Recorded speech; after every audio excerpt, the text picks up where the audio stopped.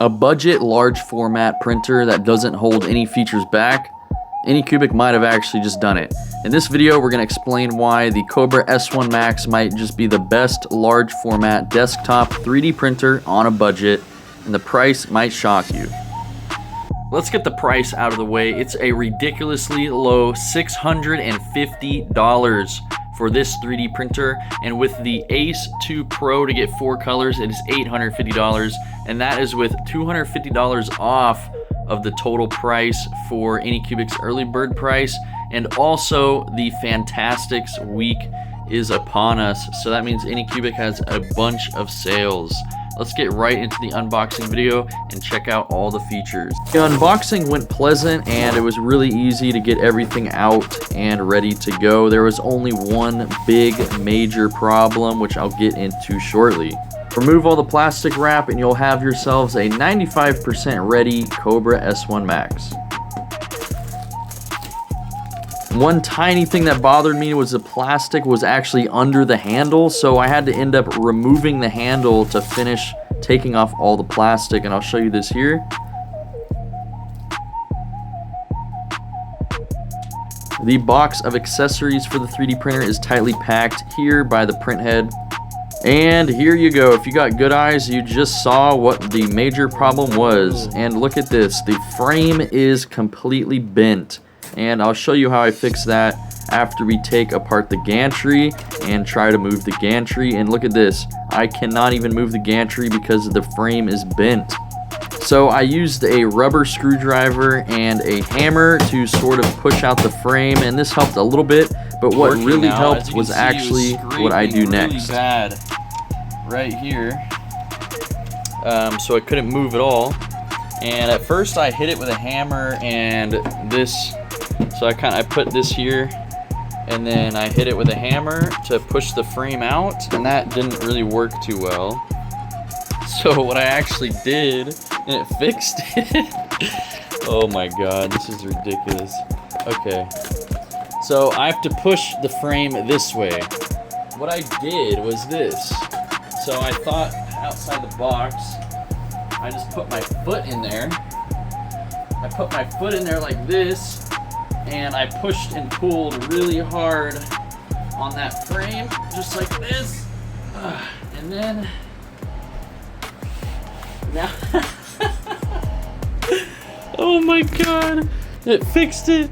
Look, it actually worked. Now there's a gap between this gantry piece and the side wall right here. Oh my god. I did not, well, but I kind of messed up the frame a little bit. I think it's okay. Here's the first look at the poop launcher. It actually launches the poop from the side of the machine and not the back. And here is also the filament wiper. It got damaged in shipping. You can see the box is all torn up. This is the first 3D printer I've ever got that was damaged in shipping, and I just fixed it in the most crazy way. The Ace 2 Pro unit is comfortably sitting inside of the machine with some foam and 2 zip ties, which you cut, and then you can remove the Ace 2 Pro. These 2 plastic mounts are the holder for the Ace 2 Pro inside of the machine. You just remove 2 screws, and then you can remove these 2 separate plastic holders. These are not staying in the machine, obviously. They are just for shipping. Now, this is one of the best features of this machine. There's 2 giant auxiliary fans that pull air from the outside, cooling your model efficiently. Let's talk about the hot end. It's a maximum of 350 degrees Celsius hot end with a 0.4 millimeter hardened steel pre-installed nozzle. It does include a 0.6 hardened steel nozzle in the package. There's an optional 0.25 millimeter brass and a 0.8 millimeter hardened steel for them big prints. There's a quick release design, tool-free, hot end swap, flip and switch nozzle. You can see the heatsink actually flips out, which allows you to take out the nozzle quickly. The hardened steel handles abrasive filaments much better than brass. The Max runs at 350C versus the standard S1, which is 320C. That's a 30-degree difference, and that is what unlocks true engineering materials. Here is the display. It flips out and back in. It's pretty basic, and I'm pretty sure it's the same screen as the S1. There are 3 more screws by these yellow arrows that you have to unlock the bed, so make sure you do this before printing. You saw this and you probably wondered what is going on back here. Well, this is the active heated chamber and the carbon filter system. We'll talk about this in just a moment. Let's take a look at the accessory box real quick. You'll find screws for the spool holder, extra silicone wipers, Allen keys, more screws, a cutter, nozzle. Find the activated carbon filter and the filament hub. Now, I started off by installing the filament hub, but this was actually a mistake and quite honestly a weird design choice by Anycubic. Connect the 6-pin connector and also the main Bowden tube. Here's the back of the machine if anyone wants to take some reference on what's going on back here. This might be the last time we see this machine on the back. It kind of blows my mind that Anycubic decided with such a large printer to put these so close together that one has to go on before the other. And I'm a little bit confused because on the S1 combo, the smaller version of this printer, it was not like this, and you can easily put either one on first and not have to worry about which order. So I just had to swap them around, but that was something I wanted to point out. The filament holder is insanely snug. I couldn't even push it down all the way, but hey, at least it's on there. So you can see this is the active air filter, and here's my problem with it, guys. It's simply just a bag with charcoal in it that sits in this weird shaped slot. It's not even like they tried to give you a custom sized filter to fit in the slot. They just give you a little bag of charcoal filter, and it's kind of annoying to use because how do I know that this filter is effective if it doesn't even fit inside of the filter housing? So I'm not sure how effective this thing is, but at least it's got something in there. Someone should definitely 3D design a filter that fits specifically inside of that housing and holds charcoal. The metal grates that you see on the bottom is actually the heater for the heated chamber, which gets up to 65 degrees Celsius. Let's talk about the upgraded Ace 2 Pro and Anycubic's multicolor system. Don't worry about humid filament anymore because now if it breaks in the machine, you can easily fix it with the exposed Bowden tubes.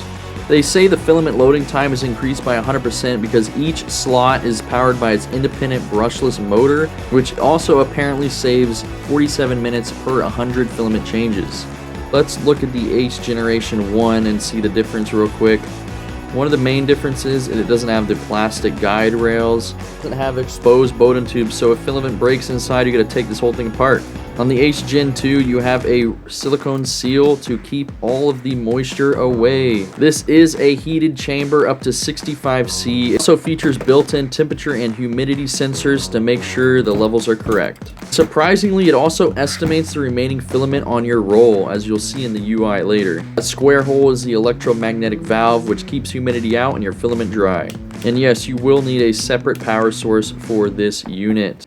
The Ace Gen 2 connects with a 4-pin connector to the rear of your machine. I wanted to compare the Bambu Lab H2C to the Kobra S1 Max's build plate. How to have fun with some Bowden tubes, just connect them all up to the back of the Ace Gen 2. Make sure to push them in firmly as you should with every Bowden tube and coupler system. And now connect all 4 of those tubes back behind your printer on the filament hub. You may have already noticed, but they changed out the plastic panels for glass compared to the S1, and it feels much more premium. Turn on the machine, connect it to Wi-Fi, connect it to the app, and do the calibration. It takes about 30 minutes and you'll be all set and ready to print. They added the active motor noise reduction that they have on the Kobra X, so this thing runs really quiet, and I was honestly impressed. Compared to the S1, it is a huge difference in noise. Let's load in some blue filament and print a Benchy.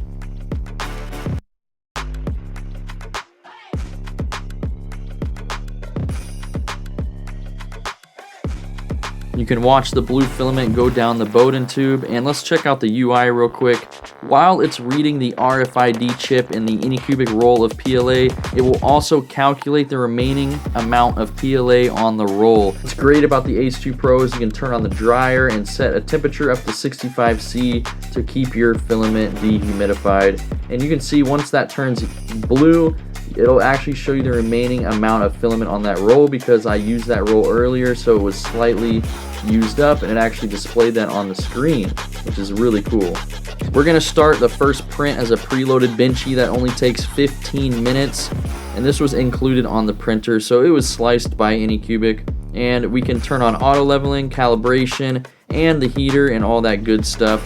So let's get this thing printed and see how it looks. I did a time lapse for you, so you don't have to wait.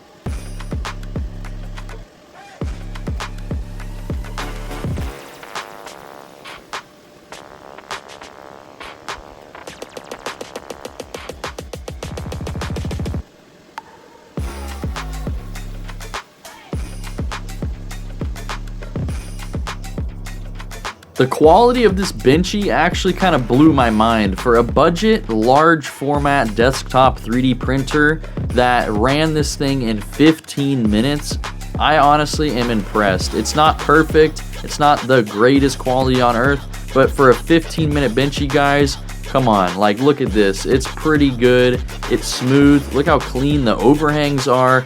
The elephant foot is there, and there is some slight warping, and the top layers aren't the best, but it's still really good for 15 minutes. Let me know down below what you think. I'm printing a dragon with Landu 3D filament from the bearded printer I found on the website Printables, and look how clean and smooth this thing looks, guys. It's incredible. There's only one problem here on this model. I sliced it really quick, and I don't know why, but this one foot is peeling up.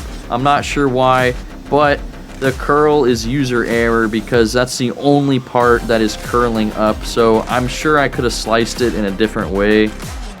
I'm sure a simple cooling or temperature adjustment could fix that easily, but everything else looks absolutely amazing for a printer of this category, guys. Budget with all the features. You're not missing out with this 3D printer, guys.